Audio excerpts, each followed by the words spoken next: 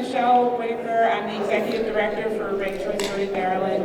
We're really glad to have you here for our rally, and we're excited to have both Jamie Raskin, Congressman Jamie Raskin and Delegate Ashanti Martinez coming here. So when they arrive, we're going to be really excited. I hope you'll give them a good round of welcome when they do come through the door.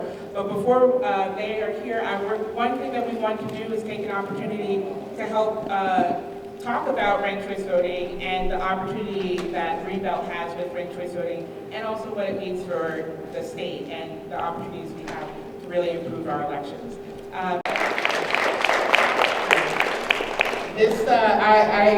He doesn't need much of an introduction, but I wanted to just say that we're really glad to have Congressman Raskin here. He has been a friend and champion for ranked choice voting for many, many years, from his time working on the General Assembly to being in Congress and championing bills and championing making sure that we have a democracy that is functioning and working for everyone. And so we're just so glad that we have a moment for you to share some words with us, with all the folks that we have here. So thank you so much, Congressman. Thank you. The floor is yours.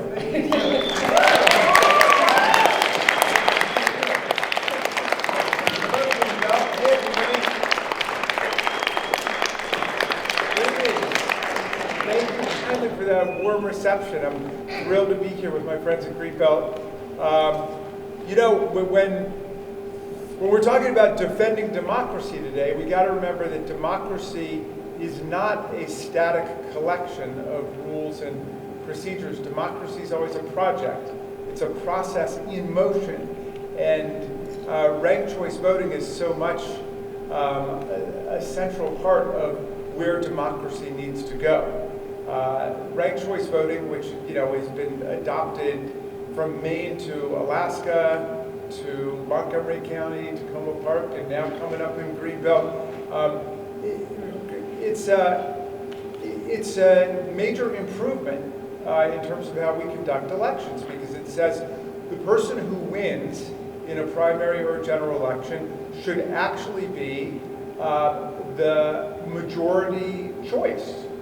Right, rather than somebody winning with 28% or 32% in a field of 5 or 6 or 7 candidates, it's the person who can get to 50% plus one vote first. And so that dramatically improves the nature of our campaigns, because now instead of having an incentive to go out and engage in negative politics, character assassination against the other candidates, the candidates and the campaigns are forced to look for ways to build bridges and to build coalitions among the candidates. We saw that recently in New York City with Mamdani's campaign and Lander's campaign, where they cross-endorsed each other.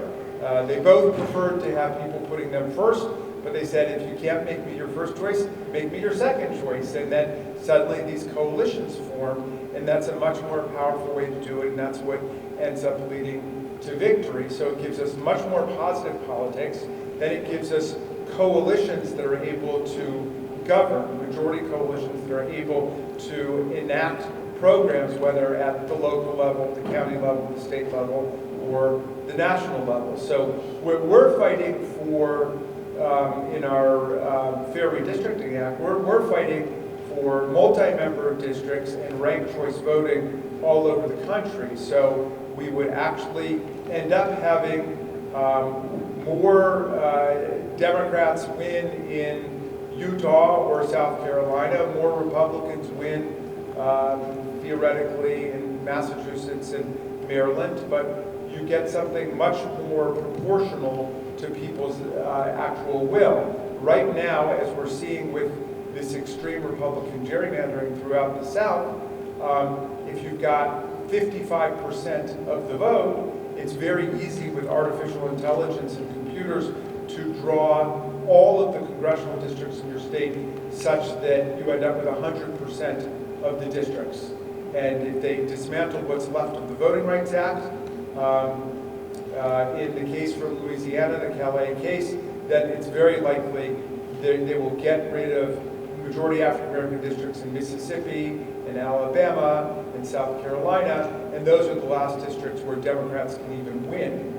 So it would mean that Republicans are bringing back, all white majority 100% congressional districts to Congress. We've got to move in the other direction by strengthening the Voting Rights Act and passing the Fair Redistricting Act so that everybody's got the opportunity to be represented. If you win 40% of the votes in Utah, you should end up with 40% of the districts, not 0% of the districts, because of the way they've been able to slice and dice and gerrymander the districts there. So anyway, I was thrilled to learn that Greenbelt was doing this. I was doubly thrilled to be invited to come out just to cheer you on. Thank you for doing it, and this is a step forward for democracy. John Dewey said that the only solution to the ills of democracy is more democracy. And what we're suffering from today is not democracy, but all of the impediments to it. The gerrymandering, the voter suppression mechanisms, right-wing judicial activism, Citizens United, the Roberts Court, and so on. So we need to burst through all of those impediments to democracy, and this is the way to do it. In Democracy in America, Tocqueville said that he observed voting rights and democracy in this country, he said, are either shrinking and shriveling away, or they're expanding and they're growing, and it's time for us to get back on the growth track, and Greenbelt can be an important part of that. I'll leave you with the words of two of the great democracy patriots I've kept close to my heart during this difficult time. One, the great Frederick Douglass, who was born, half an hour away from here at the Wye River Plantation into slavery, who escaped from slavery to become our great freedom fighter through the Civil War and Reconstruction. And Douglass said, if there's no struggle, there's no progress. And the struggle may be moral, it may be physical, it may be moral and physical, but there must be struggle. Power concedes nothing without a demand. It never has, and it never will. A message to you from a great Marylander of the 19th century, and I'll leave you with the words of the great Tom Paine, whom my son Tommy was named after. And Tom Paine came to America in 1774, 2 years before the Revolution. He fell in love with the promise of our country. He said, if this land lives up to its values and its principles, it will become an asylum to humanity. He said, not an insane asylum, a place of refuge for people seeking freedom from political and religious and intellectual repression from all over the world. And he wrote Common Sense, the great pamphlet of our history, which ignited the American Revolution. And then in 1776, it was a tough year, and although we like to think everybody was unified against monarchy and King George and for the revolution, it's not true. The country was split right down the middle. Half the people were running around saying, you can't beat the greatest empire of all time. You can't beat the kings and the queens and the emperors and the lords, and half the people are saying, well, let's give it a try.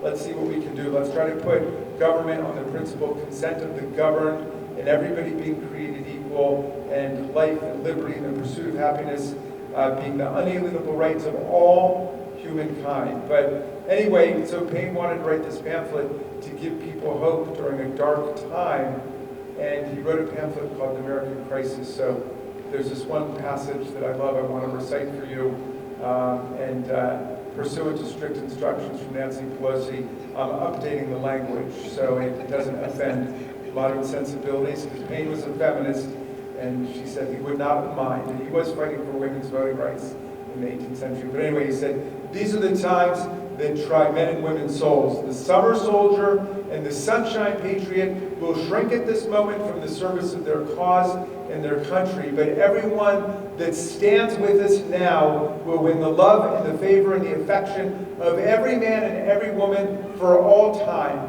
Tyranny, like hell, is not easily conquered, but we have this saving consolation. The more difficult the struggle, the more glorious in the end will be our victory. So let's make that victory ours, right here in Greenbelt, in Prince George's County, and in Maryland, and all across America, 2025 and 2026. Thanks for having me. Give them hell, guys. And we're glad to have Delegate Martinez here. So if you have just a few minutes, we want to make sure that we can get pictures with both of you, but we can bring up Delegate Martinez. Yeah.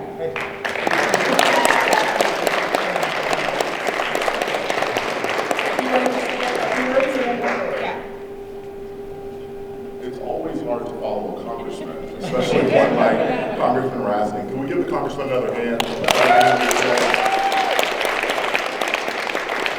You know, we are 9 days away from Election Day, where Greenbelt is really going to be able to put itself on the map once again, leading this county in having ranked choice voting here in the city of Greenbelt.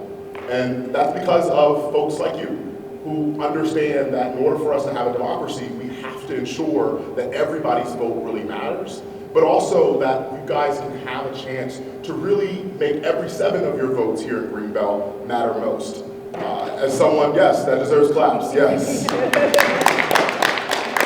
As someone who has run multiple times for the House of Delegates in a 3-person race with 3 votes, I know how hard it is to tell someone how to utilize all 3 of those votes.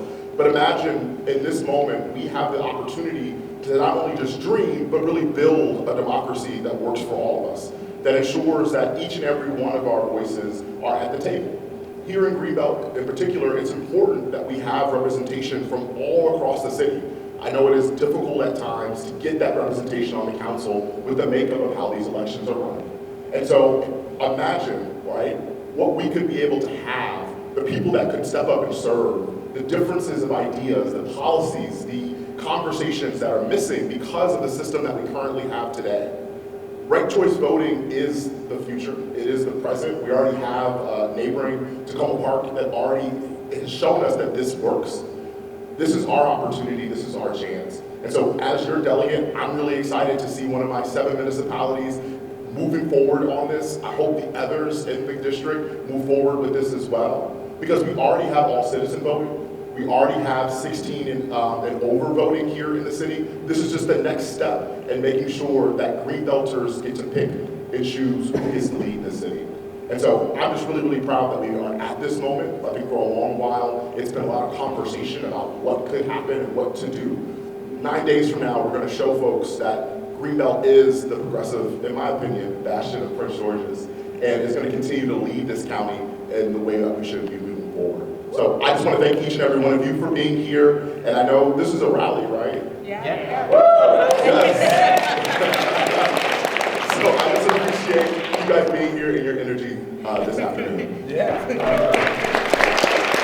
you. Yes. So this